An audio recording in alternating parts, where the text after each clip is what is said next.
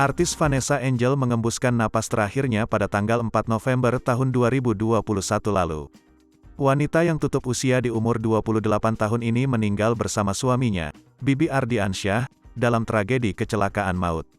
Menjelang 40 hari kematian Vanessa Angel, adik-adik sang aktris, yaitu Mayang dan Chika, tampak sibuk mempersiapkan diri untuk tampil menyanyi pada peringatan kepergian kakaknya.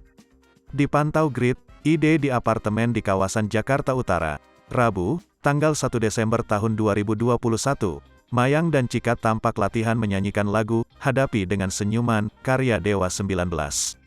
Selain menyanyi, Mayang dan Chika juga bermain gitar dengan dipandu guru vokal yang memainkan piano. Mayang mengungkapkan latihan tersebut khusus dilakukannya untuk memperingati kepergian kakaknya. Kegiatan hari ini buat persiapan nanti 40 hari sekalian pemanasan lagi. Latihan vokal, ungkap adik Vanessa Angel, Mayang, saat ditemui Grid.id di apartemen kawasan Jakarta Utara, Rabu, tanggal 1 Desember tahun 2021. Adik pertama Vanessa Angel ini mengungkapkan bahwa sejak kecil dirinya sudah menggeluti dunia musik. Udah lama banget, dari umur 8 tahun, ungkap Mayang.